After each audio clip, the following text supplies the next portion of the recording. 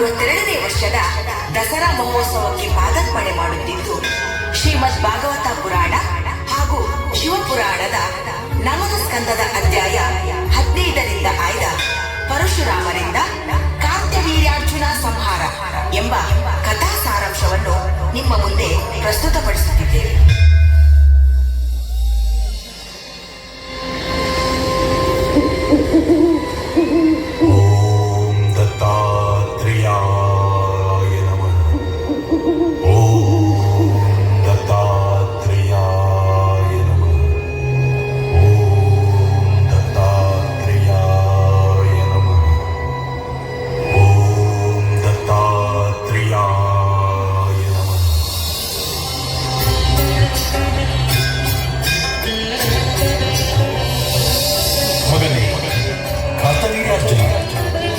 ಅದೆಷ್ಟೋ ದೀರ್ಘಕಾಲದಿಂದ ನನ್ನನ್ನು ಕುರಿತಾಗಿ ತಪಸ್ಸನ್ನು ಆಚರಿಸುತ್ತಿದ್ದೀಯ.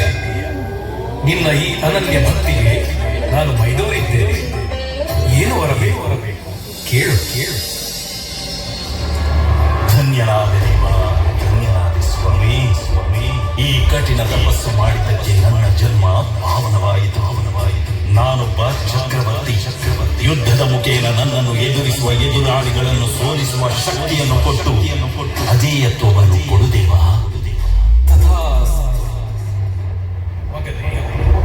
ನಿನ್ನ ಇಚ್ಛೆಯಂತೆ ನಿನಗೆ ಅಪಾರ ಶಕ್ತಿಯ ಪ್ರತೀಕವಾಗಿ ಸಹಸ್ರ ಬಾಹುಗಳನ್ನು ಕರುಣಿಸುತ್ತೇನೆ. ಆದರೆ ಒಂದು ಮಾತನ್ನು ನೆನಪಿಟ್ಟುಕೋ. ಅಜೇಯತೆ ಅಂದರೆ ಮರಣವೇ ಇಲ್ಲವೆಂದಲ್ಲ. ಜಾತಸ್ಯ ಮರಣಂ ಧ್ರುವಂ ಎನ್ನುವ ಹಾಗೆ ಭೂಮಿಯಲ್ಲಿ ಹುಟ್ಟಿದ ಪ್ರತಿಯೊಬ್ಬ ಕೂಡ ಒಂದು ದಿನ ಮರಣ ಹೊಂದಲೇಬೇಕು. ಅರ್ಜುನ, ನಾನು ಕೊಟ್ಟಂತಹ ವರವನ್ನು ಯಾವಾಗ ನೀನು ದುರುಪಯೋಗ ಪಡಿಸುತ್ತೀಯೋ, ಅಂದರೆ ಗೋಬ್ರಾಹ್ಮಣರನ್ನು ಹಿಂಸಿಸತೊಡಗಿದರೆ ಅಂದೇ ನಿನ್ನ ಮರಣ ನಿಶ್ಚಿತ. ಅದು ಕೂಡ ವಿಷ್ಣುವಿನ ಅಂಶದ ಮೂಲಕ ನಿನಗೆ ಮೋಕ್ಷವನ್ನು ಕರುಣಿಸುತ್ತಿದ್ದೇನೆ. ಅದಕ್ಕೆ ಪೂರಕವಾಗಿ ನಿನಗೆ ಸೋಲೆ ಬಾರದಂತೆ ನಿನ್ನ ಎದೆಯಲ್ಲಿ ಅಮೃತ ಕಲಶವನ್ನು ಪ್ರಾಪ್ತಿಸಿದ್ದೇನೆ. ಇದು ಯಾರಿಗೂ ಕೂಡ ಕಾಣುವುದಿಲ್ಲ. ನಿನ್ನಲ್ಲಿ ಅಮೃತ ಕಲಶ ಇದೆ ಎಂದು ಯಾರಿಗೆ ತಿಳಿಯುತ್ತದೆಯೋ ಅವನೇ ನಿನ್ನ ಮರಣಕ್ಕೆ ಕಾರಣನಾಗುತ್ತಾನೆ. ನಿನಗೆ ಶುಭವಾಗಲಿ.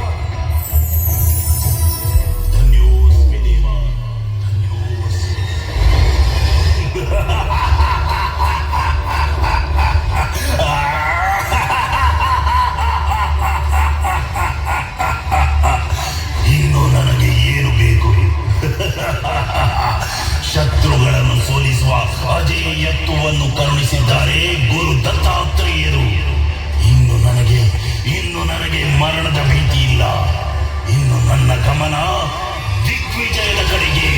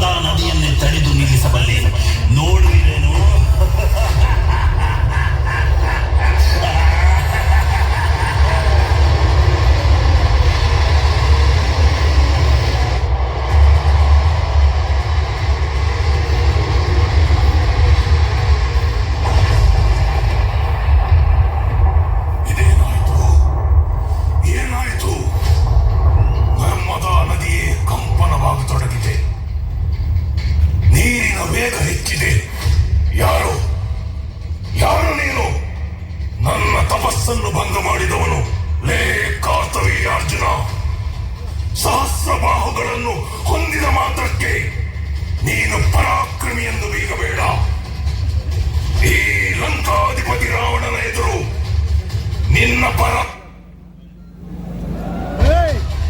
ಪರಶಿವನ ಪರಮ ಭಕ್ತನಾದ ನನ್ನ ತಪಸ್ಸನ್ನು ಕೆಡಿಸಿ ನೀನು ತಪ್ಪು ಮಾಡಿಬಿಟ್ಟೆ. ಬಿಡಲಾರೆ, ನಿನ್ನನ್ನು ಬಿಡಲಾರೆ. ನನ್ನ ಸಾಮ್ರಾಜ್ಯದಲ್ಲಿ ತಪಸ್ಸನ್ನು ಆಚರಿಸುವ ನೀವು ನನ್ನಿಂದ ಏನು ಬೇಕಾದರೂ ಕೇಳಿ, ನಾನದನ್ನು ಕೊಡುತ್ತೇನೆ. ಲಂಕಾಧಿಪತಿ ರಾವಣನಿಗೆ ಕೇಳಿದ್ದನ್ನು ಕೊಡುವೆಯಾ? ತೊಲಗು ಇಲ್ಲಿಂದ. ನಿನಗೆ ಪ್ರಾಣ ಭಿಕ್ಷೆಯನ್ನು ಕೊಡುತ್ತಿದ್ದೇನೆ. ನನಗೆ ಪ್ರಾಣ ಭಿಕ್ಷೆಯೇ? ಅಹಂಕಾರಿ, ನಿನ್ನನ್ನು ಪರಾಜಿಸಲು ನನ್ನ ಸಹಸ್ರ ಬಾಹುಗಳ ಶಕ್ತಿ ಏಕೆ?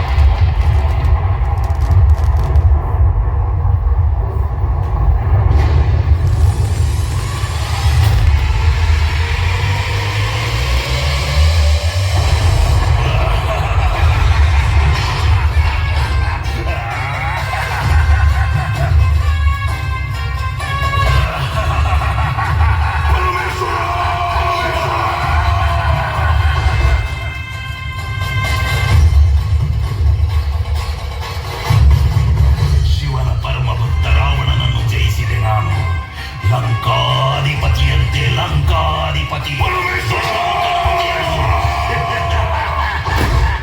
ಎಲ್ಲಿ ಹೋಯಿತು ನಿನ್ನ ಪರಾಕ್ರಮ? ನನ್ನ ಸಹಸ್ರ ಭುಜದ ಪರಾಕ್ರಮದ ಮುಂದೆ ನಿನ್ನ 10 ತಲೆಗಳು ತೃಣಕ್ಕೆ ಸಮಾನ.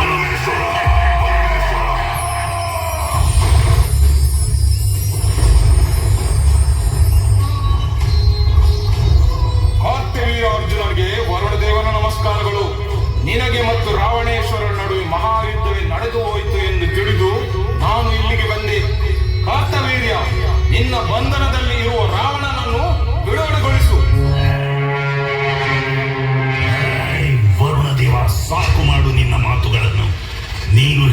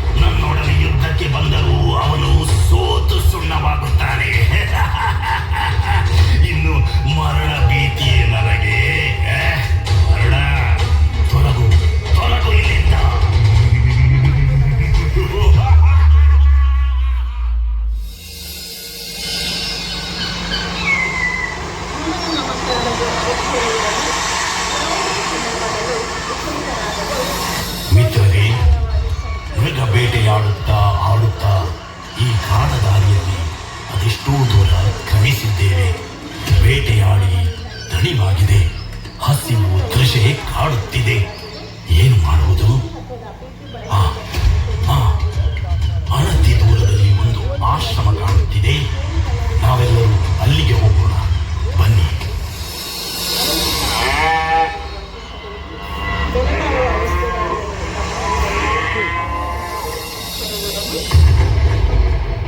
ಸ್ವಾಮಿ, ಇಂದು ವಾತಾವರಣದಲ್ಲಿ ಏನೋ ಅಶಾಂತಿಯ ಛಾಯೆ ಕಾಣುತ್ತಿದೆಯಲ್ಲ?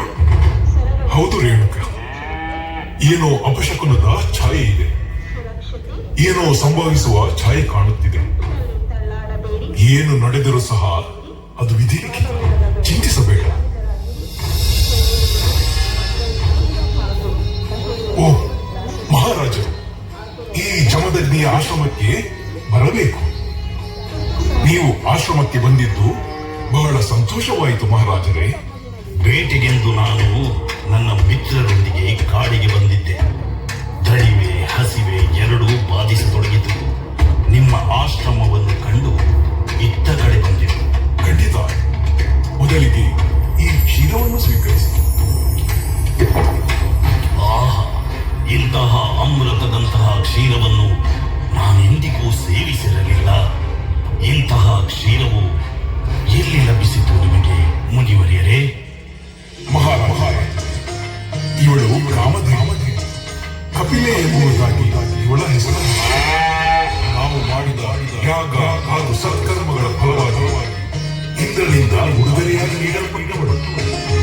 ಇವಳು ಯಾವುದೇ ರೀತಿಯ ಮನದ ಇಚ್ಛೆಯನ್ನು ಹೆಚ್ಚಿಸಿದ್ದರೆ ಕ್ಷಣ ಮಾತ್ರದಲ್ಲಿ ನೀಡುವ ಕಾಮಧೇನು. ಇವಳು ಅಮೃತ ರೂಪಿಣಿ. ಏನು ಈ ಕಾಮಧೇನುವಿನಲ್ಲಿ ಅಷ್ಟೊಂದು ಶಕ್ತಿ ಇದೆ? ಈ ಕಾಮಧೇನು ಆಶ್ರಮದಲ್ಲಿ ಇರುವುದಕ್ಕಿಂತ ನನ್ನ ಸಾಮ್ರಾಜ್ಯದಲ್ಲಿ ಇರುವುದೇ ಒಳ್ಳೆಯದು. ಈಗಿಂದೀಗಲೇ ಈ ಕಾಮಧೇನುವನ್ನು ನನಗೆ ಕೊಟ್ಟು ಬಿಡು. ರಾಜನೇ, ಅದೊಂದು ಮಾತು ಕೇಳಬೇಡಿ. ನಾನು ಖಂಡಿತವಾಗಿಯೂ ನೀಡುವುದಿಲ್ಲ. ಏನು, ನನಗೆ ನೀಡುವುದಿಲ್ಲವೇ? 3 ಲೋಕಗಳನ್ನೇ ಗೆಲ್ಲಬಲ್ಲ ಈ ಚಕ್ರವರ್ತಿಗೆ ಇಲ್ಲ ಎನ್ನುವೆಯಾ? ಆ ಕಾಮಧೇನುವನ್ನು ಹೇಗೆ ಪಡೆಯಬೇಕೆಂದು ನನಗೆ ತಿಳಿದಿದೆ.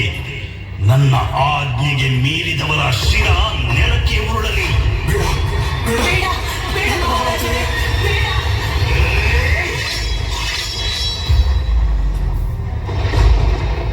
ಅಯ್ಯೋ!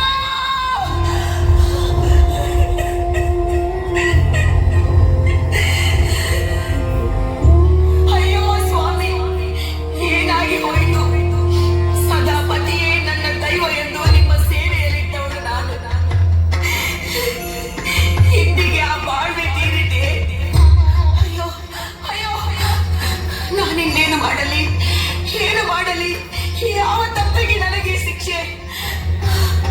ನನ್ನ ಮಗನನ್ನೇ ಕರೆಯುತ್ತೇನೆ. ಮಗನೇ ರಾಮ, ಪರಶುರಾಮ, ಬಾ ಮಗನೇ, ಬಾ.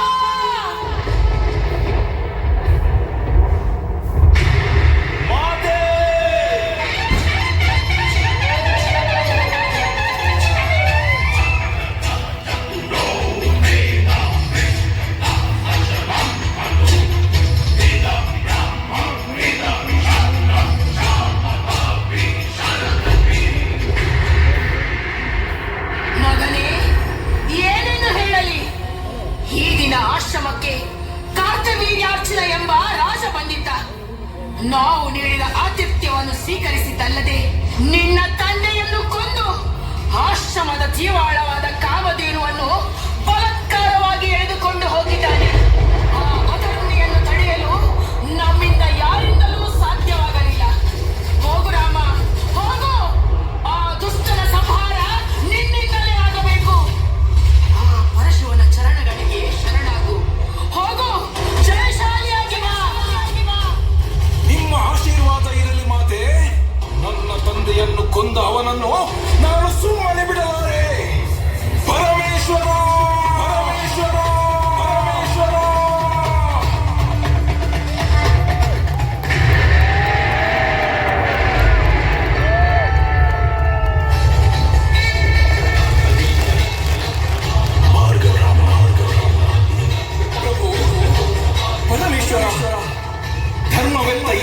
ನಾಡಿನಲ್ಲಿ ಅಧರ್ಮವು ತಾಂಡವವಾಡುತ್ತಿದೆ. ನಡೆದಂತಹ ಅನ್ಯಾಯವನ್ನು ನೋಡಿಯೋ ನೀನು ಸುಮ್ಮನಿರುವೆಯಾ? ಭಾರ್ಗರಾಮ, ನಿನ್ನ ನೋವು, ಕೋಪ ಎಲ್ಲವೂ ನನಗೆ ಅರ್ಥವಾಗುತ್ತಿದೆ. ನಾನು ನೀಡಿದಂತಹ ದಿವ್ಯಾಸ್ತ್ರ ಪರಶುವನ್ನು ಉಪಯೋಗಿಸುವ ಸಮಯ ಬಂದಿದೆ. ಅರ್ಜುನನಿಗೆ ಗುರು ದತ್ತಾತ್ರೇಯರು ಅವನ ಎದೆಯ ಭಾಗದಲ್ಲಿ ಅಮೃತ ಕಲಶವನ್ನು ಸ್ಥಾಪನೆ ಮಾಡಿದ್ದಾರೆ. ಪರಶುವಿನಿಂದ ಕಾರ್ತವೀರ್ಯಾರ್ಜುನನ ಎದೆಯಲ್ಲಿರುವಂತಹ ಅಮೃತ ಕಲಶವನ್ನು ಹೊರತೆಗೆದು ಅಧರ್ಮವನ್ನು ಕೊಂದು ಧರ್ಮದ ಸಮತೋಲನವನ್ನು ಮಾಡು. ವಿಜಯೀ ಭವ.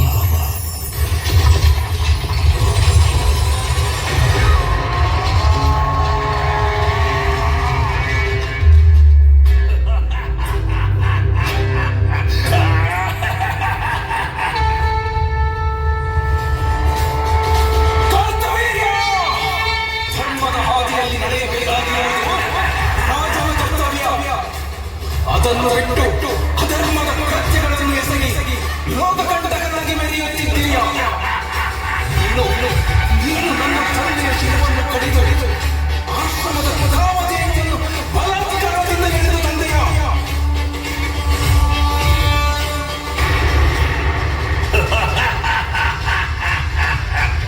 ಬ್ರಾಹ್ಮಣನಾದರೂ ಮಾಡುವಂತಹ ವ್ಯವಹಾರ ಕ್ಷತ್ರಿಯರ ಹಾಗೆ ಇದೆ. ನೀನು ಹೇಳುತ್ತಿರುವ ಆಶ್ರಮದ ಕಾಮಧೇನು ಅದು ಈಗ ನನ್ನ ಸೊತ್ತು. ಯಾವುದೇ ಕಾರಣಕ್ಕೂ ಅದನ್ನು ಹಿಂದಿರುಗಿಸುವ ಮಾತೇ ಇಲ್ಲ. ನಿನಗೆ ಕಾಮಧೇನು ಬೇಕೇ ಎಂದಿದ್ದಲ್ಲಿ ಮೊದಲು ನನ್ನನ್ನು ಎದುರಿಸಿ ಸೋಲಿಸು. ಇಲ್ಲದಿದ್ದರೆ ನನಗೆ ಶರಣಾಗಿ ನನ್ನ ಚರಣ ಸೇವಕನಾಗು. ಕಾರ್ತವೀರ್ಯ, ಯಾವ ಯಾವ ವರಪ್ರದಾನದಿಂದ ಧರ್ಮದಿಂದ ಅಧರ್ಮದ ಹಾದಿಯನ್ನು ಹಿಡಿದಿದ್ದೀಯ, ಅದೇ ಶಕ್ತಿಯನ್ನು ನಾನು ನನ್ನ ದಿವ್ಯಾಸ್ತ್ರವಾದ ಪರಶುವಿನಿಂದ ಅಂತ್ಯಗೊಳಿಸುವೆ. ನೋಡು ನೋಡು ನನ್ನ ಕ್ರೋಧದ ಜ್ವಾಲಾಗ್ನಿಯನ್ನು. ಬಾ ಬಾ ಯುದ್ಧಕ್ಕೆ. ಇದೋ ನೋಡು, ನಿನ್ನನ್ನು ಎದುರಿಸಲು ನನ್ನ ಅಜಾತ ಬಾಹುಗಳ ವಿಶಾಲ ರೂಪವನ್ನು ತಾಳುತ್ತೇನೆ. ಧೈರ್ಯವಿದ್ದರೆ ಎದುರಿಸು. ಬಾ.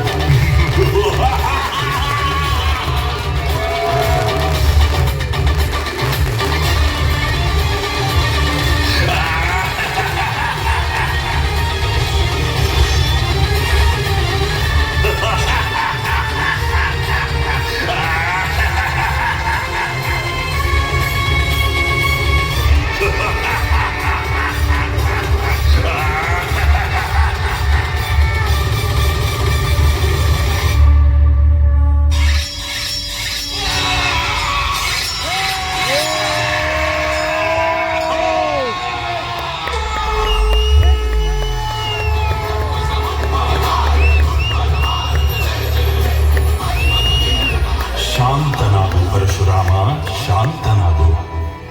ಶ್ರೀಹರಿಯ ಅವತಾರ ರೂಪನಾಗಿ ನೀನು ಪರಶುರಾಮನ ರೂಪದಲ್ಲಿ ಧರೆಗೆ ಬಂದೆ. ಪರಮಾತ್ಮ ಶ್ರೀಹರಿ ನಿನ್ನ ನಿಜ ರೂಪವಾದ ದಶಾವತಾರದ ರೂಪ ಧರಿಸು ದೇವ.